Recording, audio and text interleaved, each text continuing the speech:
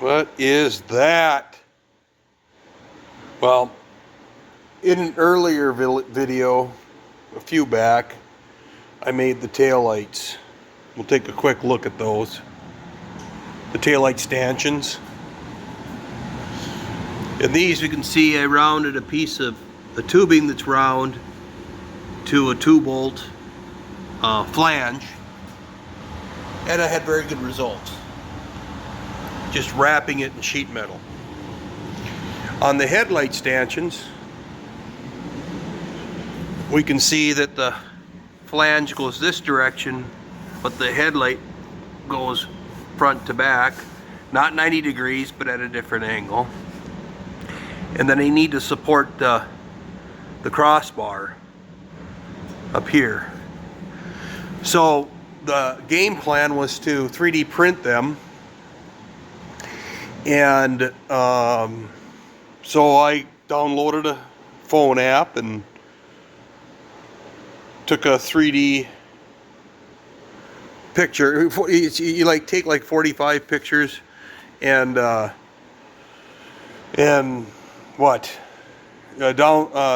them as a STL file, and then open them up in Fusion or some sort of modeling software. And we did that. We did that in a couple of softwares, and could not get that mesh into a solid because, you know, I could have spray painted. There's what it should have, could have all over it, but I could have spray painted it, and I could have. There's a number of things I could have done, but being with the reflection and with the shape, I got a mesh, but it just didn't look right. The fact that you know, these are rolled, but there's, you know, a little bit of an impression where if you watch that video where I step rolled it, and it just gave not a proud shape, and we could not get it to a solid without, you know, significant challenges with the shape of the solid in the end. It was just way too the mesh is just a series of triangles, and we just couldn't clean it up enough. I'll leave it at that. So then we got talking, and how could we make that shape like it did on the taillights by wrapping it in sheet metal and getting a near perfect profile. Well, obviously if I'm going from one direction to another direction, can it be done in sheet metal? Yeah. You can see on the profile here what would happen. So here I basically just continue to stretch tape down from the top to the bottom around the two profiles. In this case, that little bump right there is where it's hitting the nut that's welded on to receive that. I'm using 1-inch bolts that come up through the fender mount, then through the fender into here and up into the stanchion, and that thickness is about 300 thousandths, the thickness of the fiberglass, which varies, you know, it varies with fiberglass, and then the 12 gauge fender brace up underneath, right there.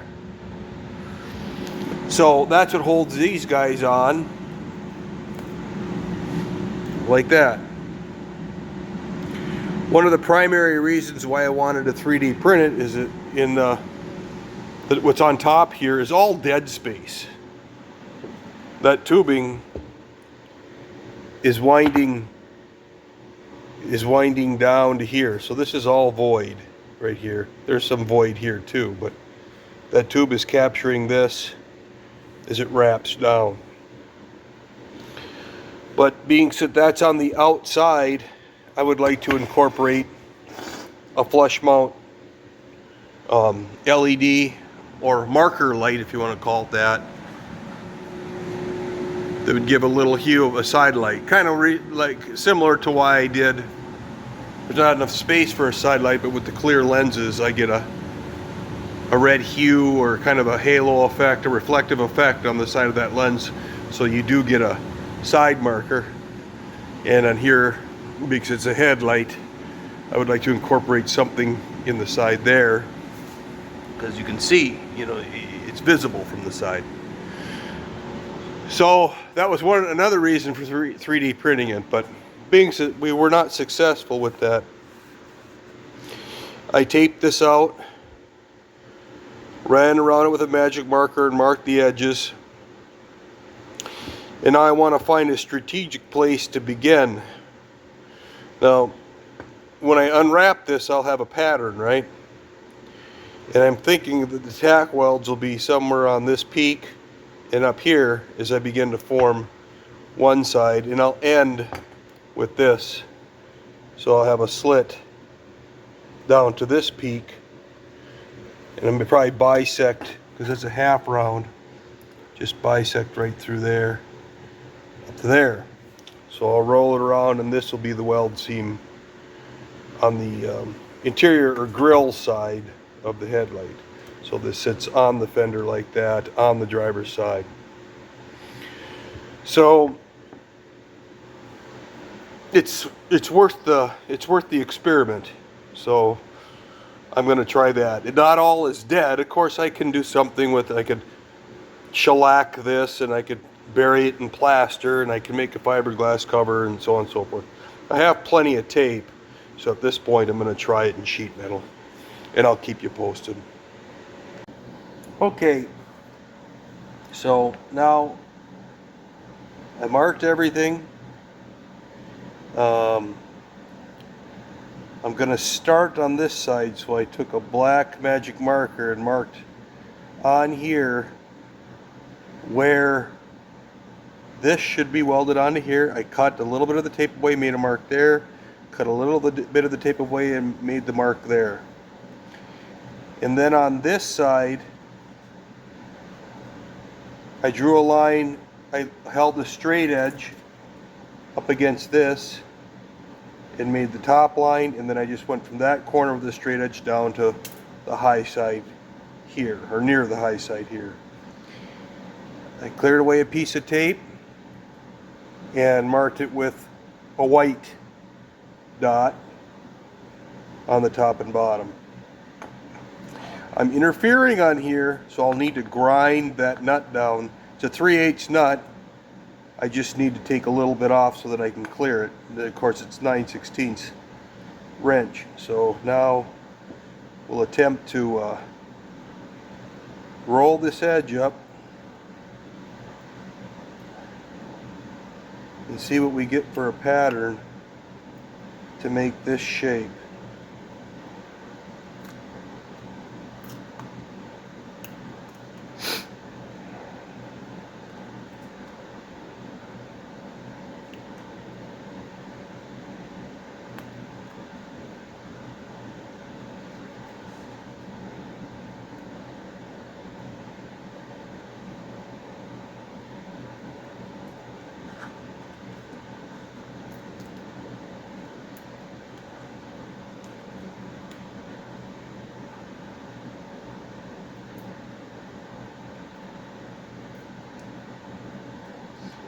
For me, I just want to preserve that black line as best I can. Having it rolled over the edges and cutting it back just allows me to keep, you know, some friction on there so it didn't fall apart while I was trying to slowly trim away and mark out the part.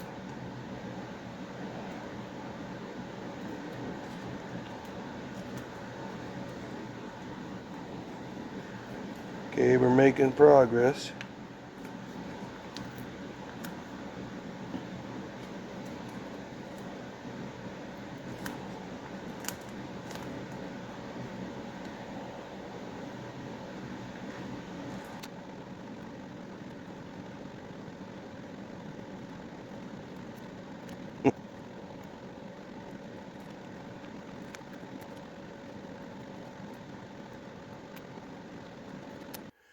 So, on to the next step.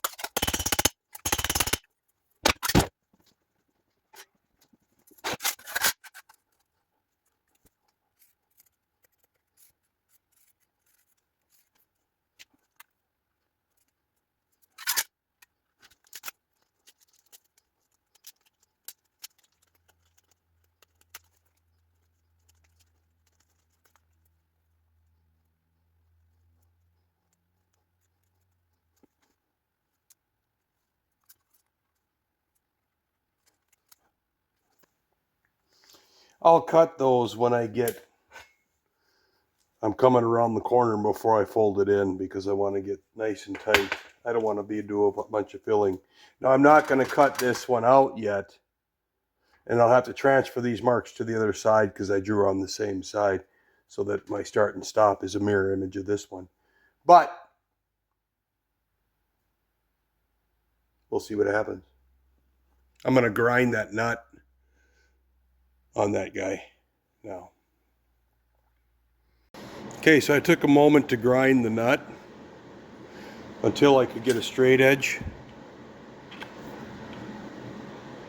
from end to end. Okay, and that'd be acceptable because we're representing the inside of the sheet, right? That would be acceptable. It hits both. However, I got right to the threads. I mean, right down. I mean, there's some material there, but there isn't enough there for this.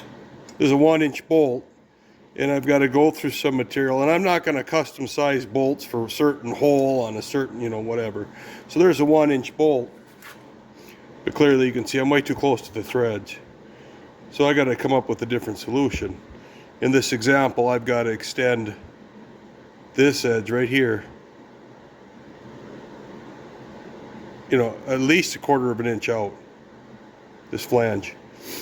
Make a pattern, tape it off, cut it out, and then overlay that pattern on the other side so that I add that material. Now, I know I crinkled up the tape. The tape was frustrating, and I apologize for crinkling up the tape, and you could see me using it for, getting that back in and all that other crap. But fact of the matter is, I went on the outside. These lines are extra material. I went outside of these lines all the way around, and I compensated quite a bit on the outside edges. So I definitely have room for that. And that slice is on the bisect of this. So as I go out, I'm going to have less material overlap here on this side than on this side even, but I got, 1/4 inch times 2, 1/2 of an inch of extra material. So I'm not overly concerned that that I was out of sequence here. I'm just going to try to get this thing out here a little ways. So that's what I'm going to do. I'm going to try to get that out a little ways. Okay, I got her on now. I just basically clipped a thick washer. This is a grade 8 washer, but I clipped it, both of them, so that this point will touch the tip of that radius on both of them, so it's kind of immaterial that I make a pattern. This washer is 1/4 of an inch. If you can see that. If you can see that. If you can see that.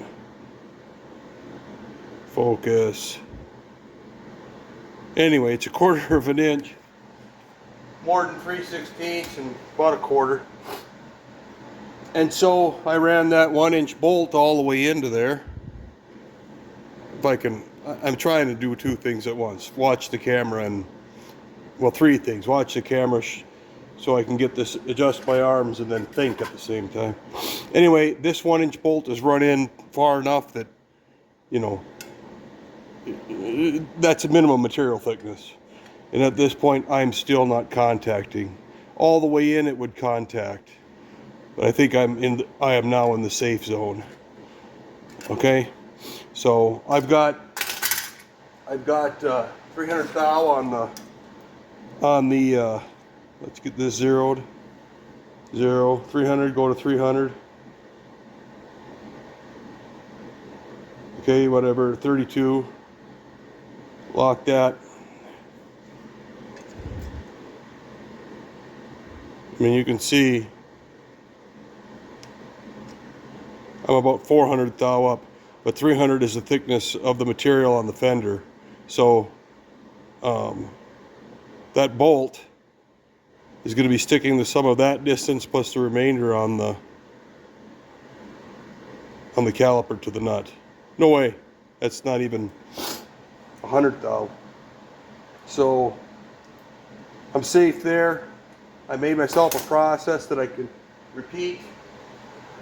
I marked the side of the nut that I want up with a dot. Okay, on that side, mark both of them. However, I mirrored them. So when I put this on that, it'll basically touch on the same part of the original radius and give me, as long as that's touching where that dot is, I'll be within, well, certainly 10 thou, 15 thou of this outside diameter, which is immaterial and visually doesn't matter. Now this is at a radius. I don't know if you can see that, but there's a slope, it curves with the fender. So in order to keep that curve going, I set this on the end of this, about halfway through the hole on this brass edge, walked that washer up to it, held it in place with a screwdriver. Well, I did 2 tacks, and then I put a bead across it, and then I tacked the bottom, ground it off, and of course, when you heat metal up, I should run a tap through this, because again, whenever you heat metal up, you really should run a tap through or a nut, threaded metal up, you should run a tap through it. I haven't done that yet. And so then I finished the bottom side. So no harm, no foul. You can see a hint of it right there. Okay, so now we can move to wrapping up the package. Well, you know what it's like when you get started and you just know it's going to work. So basically, I have way too much material. You can see here, I've got, oops, easily a 1/4 of an inch. Down here, easily a 1/4 of an inch material. And so I'm going to run out here. Just noticed that. Nope, I broke my tack. My tack broke. So that's fine. I really need to trim it, but I'll get that tack back in. I'll reset that tack because I'm putting too much material on there. I might be a little short at this corner now that I think about it, which is fine. I can add material, but I'm going to add to that. Again, that's why you never cut out the second pattern. You know, trying to make excuses rather than reasons, but that would be a reason. Anyway, I'll reclamp this, and then I'm going to come in with my cutoff wheel, and I'm going to work my way down this as I tack it up, because I want to make sure that the surface is smooth, but I want to just get just a little below that surface so that I'm welding to the flange and the shape of the flange. So this tack held, this one didn't hold, but I can see I'm not going to make it around that corner. I'm not overly concerned about that. You know, that's going to be a pretty simple fill. I will make it on here. I'm pretty confident I'll make it on the top, but because I haven't changed that flange. In any event, this is going to work. I might study it and might just make 2 more. I don't know yet, but I'm going in for the night. But I wanted to make sure that this will work. But I can fold it. I'm beginning to get shape. And then again, let me think now. This is the center. This is the headlight. So this is the outside edge. And it's actually, I'm tapping this edge in. You can see where I've tapped just a little bit. Tap just a little bit in here until, wait a minute, I can't get any more. So I am getting the shape that I'm trying to achieve that was in the tape. And it's a doable thing. It might be just easier for me to extend onto the bottom piece here, extend onto my sheet metal, and just make another one. Just run and extend this way out, because clearly I can see that I can trim. And judging from where this edge swoops up, this really should be out here on the radius. This is following actually quite well, because that's where it starts to curve up. But for what, oh, I'm too short because of that flag there. Why this is too short, I don't know. My distance is staying relatively consistent and all that, in terms of overcut. But we'll see. I'll probably continue this one on. It's not that big of a deal to TIG weld an extension on, flush up the side. It's just that in the end, it's more it's more work, but we'll see. We'll see how she comes together here. Anyway, I'm going in. I'm pretty confident now that I can have a good supper and enjoy the evening. More on this a little bit later. Well, okay, so what? Why did I turn them? I don't know. Anyway, so you can see me cutting. I cut down this side and this side on the sheet metal after I had to retack it on, remember? And I'm just below the surface here, actually getting straight on. I'm a little below the surface, and it trims up. Or I'm trimming it with the cutoff wheel to get it down. Ideally, I'd be halfway down this 12 gauge here. You know. So now I'm going to come back on this side. Then I started at the top, and I can grab it back here. I have welded back here. And I gently tapped. You can see some of my hammer marks. Gently tapped as I worked my way around the corner. And like the taillights, you can begin to see. There you can see it pretty clearly. It goes up here and then it bows. And that bow will start to form in there as you start to go around, because you're going around two different shapes. You just need to be cognizant of the fact that you need to continue to, depending on what you want, but I want this to be relatively flat across here. I don't want to have an uncontrolled bow. This side I welded a little bit. That's a pretty consistent bow on this side for some reason. When in most cases, or in pretty much, more of this side is welded than this side. Now I'm not TIG welding it because in this particular case, I put two nuts on, right? Protect the threads, stick it in the vise, and I'm manipulating this with one hand. So it's kind of hard to TIG, hold your feeder, you could try to TIG tack it and just burn it, without filler. But I got more grinding to do maybe that's the point. You just have more grinding to do with the MIG, but you certainly have it nice and secured, and you certainly can keep it contiguous by tacking onto it. So at this point then, I'll flatten the sides out, right? I'll tap on the sides to try to keep this edge flat. To keep that edge flat. Okay, so I'll get any bow out of it, right? So I'll just keep tapping as I'm working my way around and welding it, just to keep that surface straight.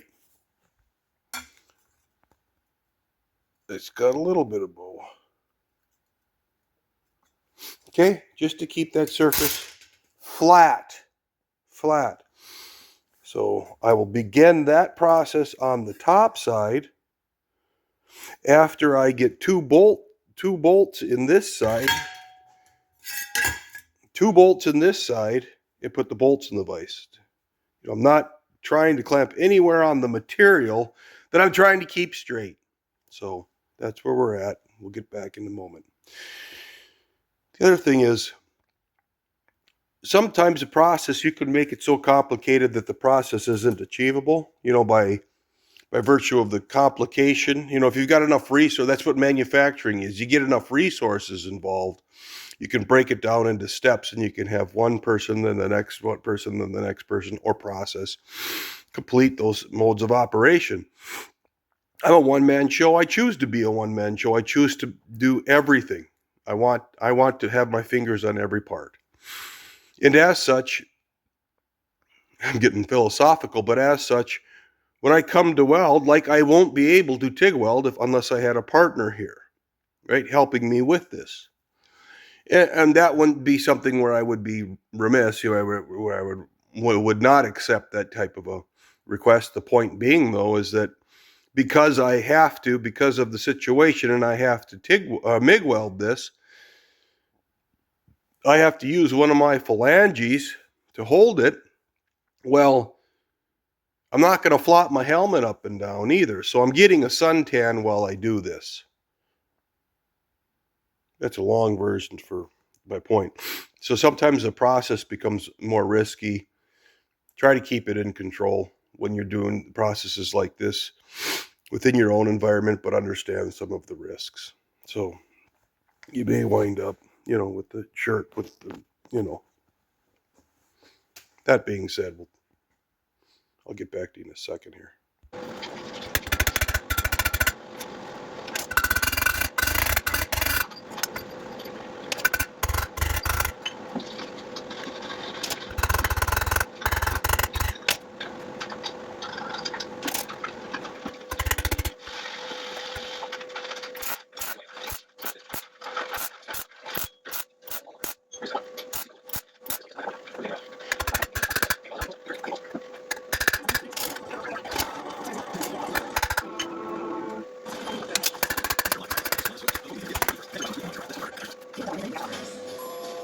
We are getting there.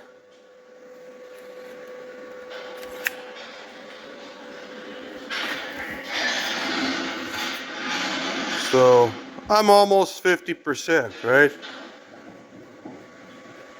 So we'll just keep punching away at it. All right, well, I got this last edge to fold in and cure. It's not bad. The heat signature didn't go too far in either with the tack welding. Here I got a little, started to creep in, but it always does on the corners, right? Because it's corner. Heat can't go any farther than this corner, so it's going to travel up. Anyway, got this all the way around. This is the remaining material, and you can see that I don't have it perfectly straight. I'm just now, you can see I just contacted the post here, so I'll have to clear some material out of there before I fully wrap this side. And then I'll have to cut. You can see the impression in the metal, and I'm cutting just above that to try to get midway down the line. Here I got a little high, onto the surface. I'm running, I don't remember how many amps I'm running. It would be equivalent to 10 gauge material, so I'm kind of focusing a lot of heat, but again, it's just a tack weld, so it's pretty well in control. So yeah, I didn't have to chase anything. I filled a few pinholes. That's why you see some stacks, like right in the center there. You get too big of a gap, and then you wind up having to touch it up anyway, unless you want to fill it, right? You end up touching it anyway to grind before you grind. So the shape is actually coming out really nice. The profile looks really good. Okay. I got a little bit here I got to tap on. But that for sure will sand out, just like on the rear one. This is that washer, you add something to the radius, and I thought I had enough with a 1/4 inch on each side, but I'm still 3/8, good 3/8 of an inch shy, maybe a half of an inch shy on this. So I can add it to this one here, right? I'll add it to that before I wrap that. And we'll just keep plugging away at it. As I got around the corner here, my confidence is getting better in the sense of clearing this. I don't think that's going to be much of a problem to clear that. I can get in there even with the tin snips because I left it up a little bit, but I can get in there and V it. And I might have a little fill, a little bit of welding to fill in and extra grinding, but it's not going to be over the top. So I'll work that down, trim off the excess on that, and work on tapping this straight, and then fill it in, determine what I need to strip to fill that in, add that to that, and then wrap the second one. So we'll keep plugging.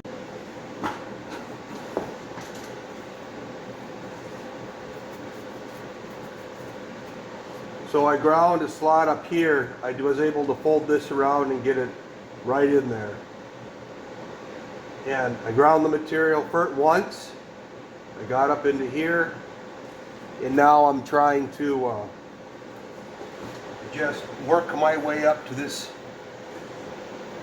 mount and slowly bring it together. I don't want this one.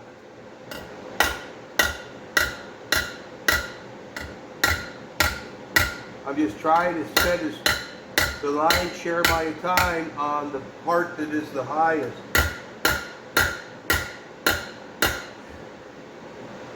Now as the TIG comes in during the welding process, it's pulling the metal together, right? So it may create another opportunity to continue to have to cut. And I'm not hitting hard. Like right here where the weld ends, it comes together real easy. But it looks like I can go from about right where the cut line is, about a 1/4 inch above it down. And so I'll take that, because that'll start stiffening that metal up. Where right behind it again, I can continue to work my way up. So I'll get this guy in.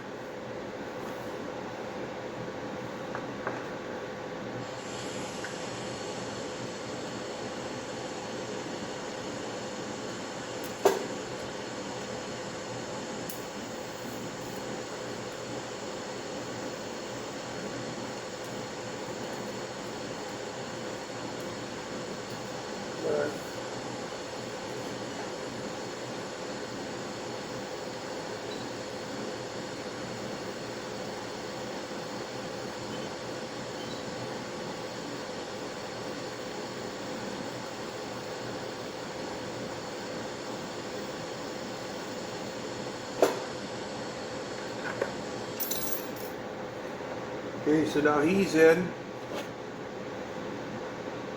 I want to use this one. They're both the same end, but I like this for getting in the finer details, you know. Now it's really going down easy. Out to about there.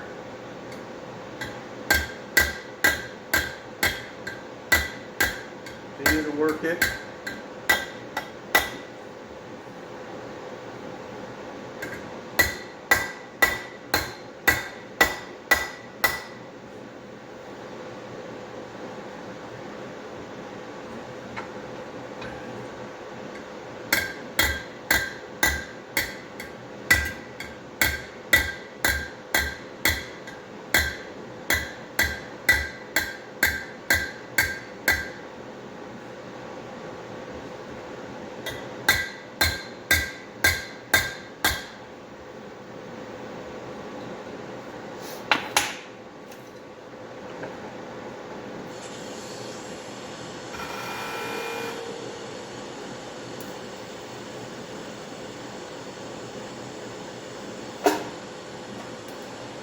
Come on.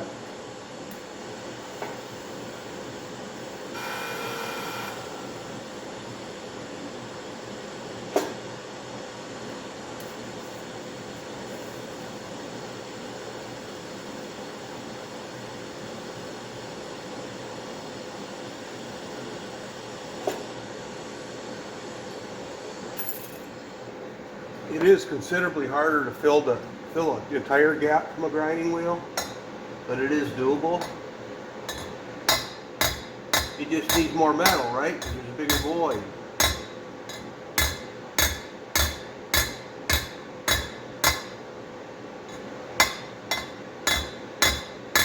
So you got to be ready with the rod to feed that in there.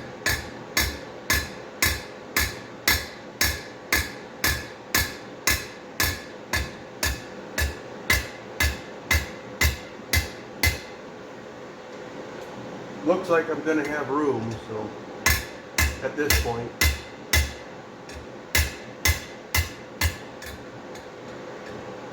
Laying down really nice.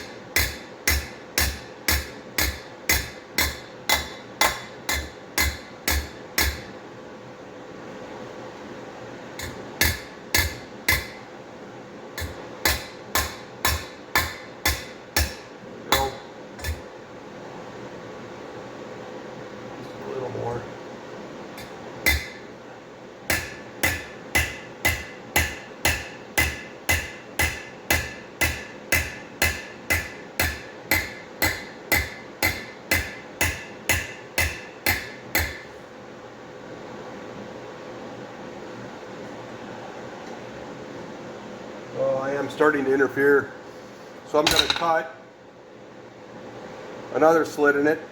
I don't like myself. I had to buy too many cell phones by having them near me, but I try to throw the stones or the grinding away.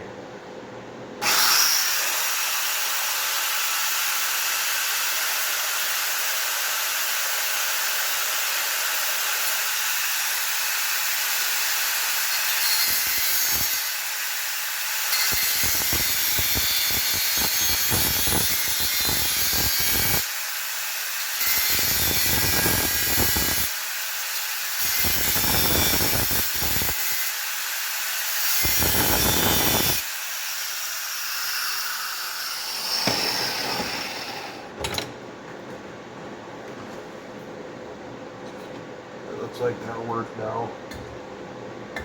And you see, when you grind at an angle like that, you close the gap a little bit. Of course, I need to get away from this, so I'm very conscious of that. But when you grind at an angle, what appears to be a gap on the top, you may be hitting the metal on the bottom, and that was the case in this situation.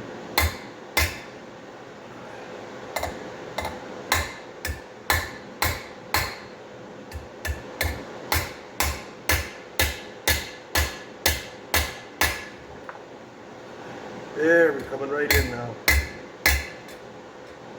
Right in.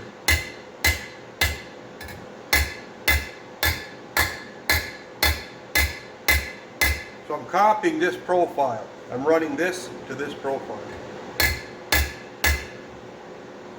Oh, it's feeling good now.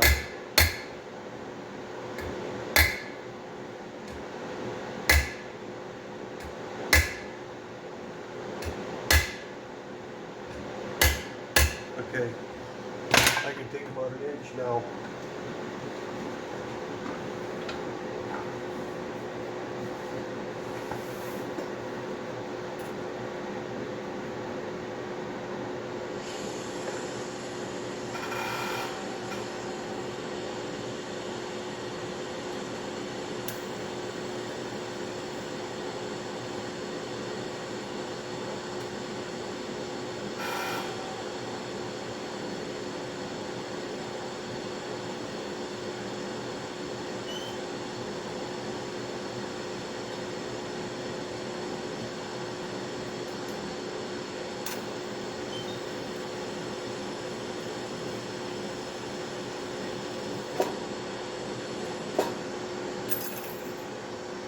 Okay.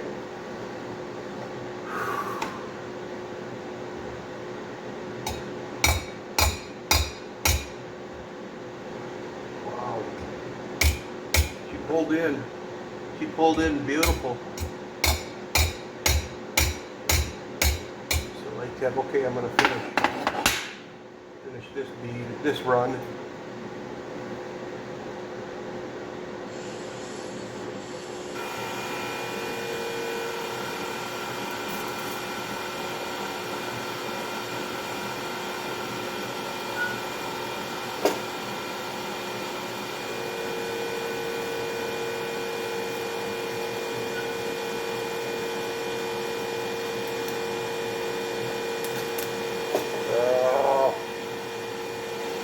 Too big of a drop.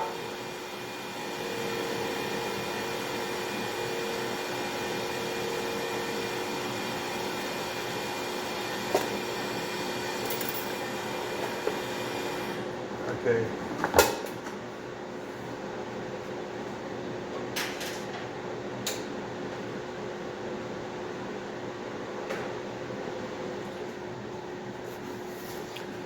Let's have a look-see.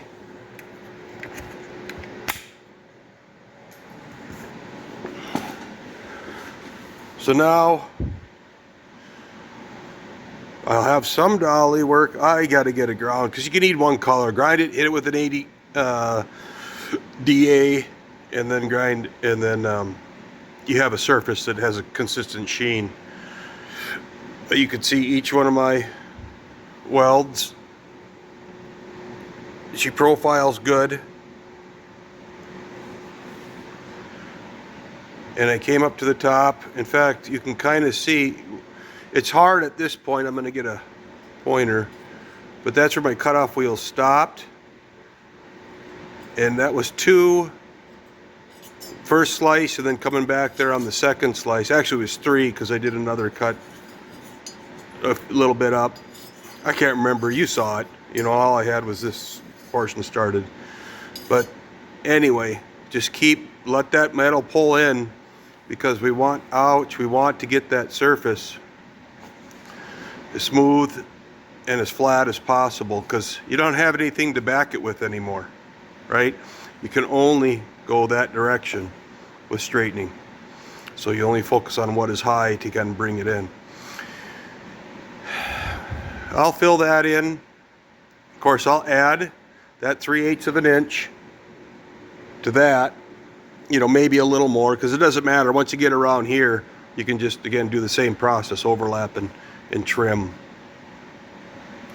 And it's like, there may be comments like, why did you end it on a freaking corner? Well, it's better than ending it right here, because almost 90 degrees, these aren't perpendicular to each other. But I mean, finding an opportune spot is like finding a needle in a haystack. I figured this center line gave me the most opportunity to get this weld as nice as possible. So that's what I chose. And of course, doweling around a corner on the very end of a piece of sheet metal is difficult, but that corner should end, or that seam should end right here on the other piece, because I'm going to add it to this side.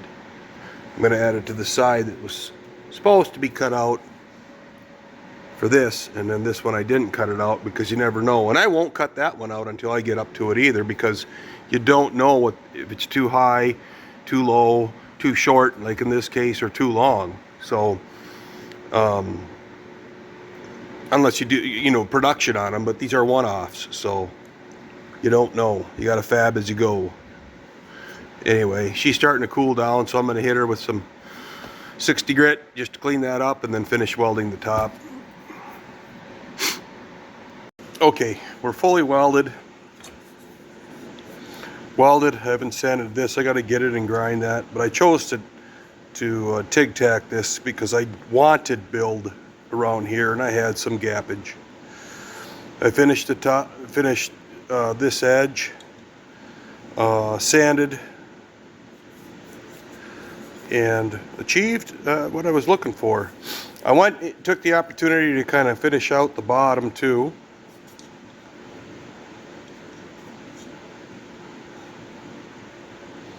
So now we got an edge that follows the fender profile. It looks kind of, you know, quirky, but it follows that fender profile like it's supposed to. It was formed to the fender profile when I welded it to the tube. So that'll sit on like that. I'm going to finish this edge. And one thing, this was a good place to stop, because when, let me tighten this. What I do is I take a 36 and I cut all the way around here. You know, I'm going to have to stay off these studs, of course, but that's, you know, I got room. Just until I touch the base material. Okay, and then I do the same thing out here, just until I touch. I don't try to finish with 36. Okay, so that's just to get as much off of there as you can so that you can dress it, because if you go right into a 50 or a 60 rather, or an 80 or a 120, you're going to have waves all over the place, because it's just not moving material. That's finished sanding. It's, especially with metal, 80 is about as far as you need to go, because you're going to wind up having to paint. But so I'll take the 36, I'll take all the edges down. You know, like if this winds up being a void, then I'll come back and click it with the tack, take it down, and basically the 36 is the environment where you're going in and you're kind of getting the form and the shape to where you want it to be by just touching this base material or this base material. I plane one surface, like this surface, first, and then I don't do this and then do this.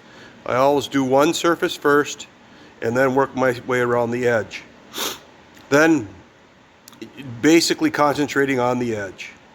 And we all know, if you use a grinder, you know that it only spins clockwise, right?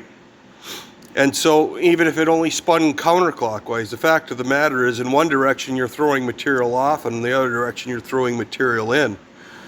And imagine taking a sponge and putting it against a surface.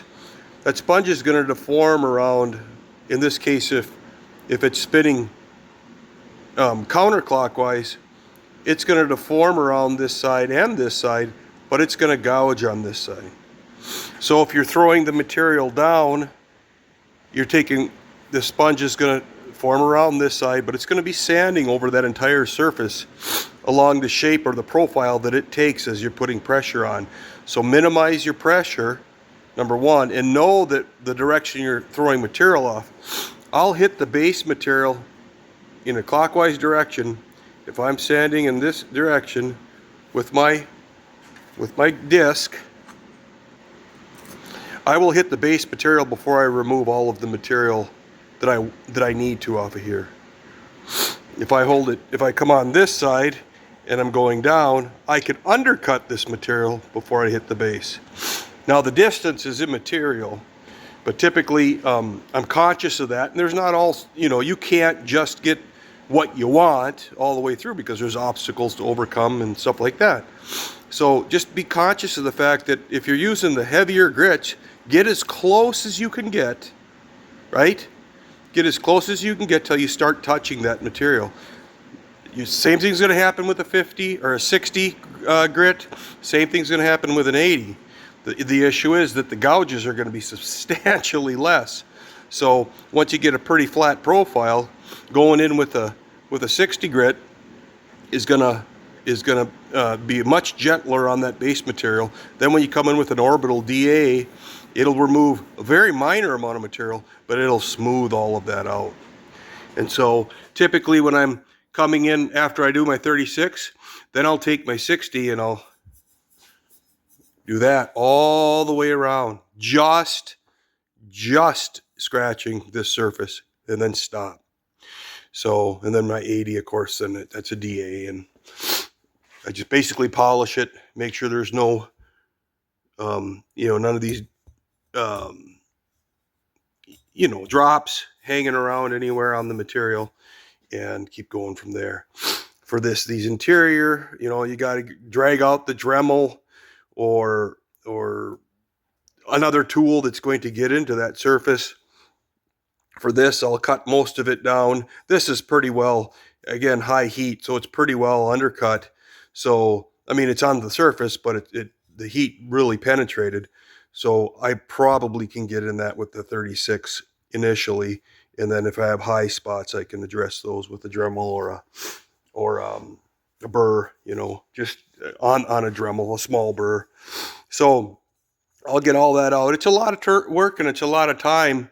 All depends on where you want to place the time. You can place the time in the finish work, and there's certainly nothing wrong with finish work, with material, body filler on the surface. Body filler on the edges, that's kind of questionable, but body filler on the surfaces is certainly fine by me anyway.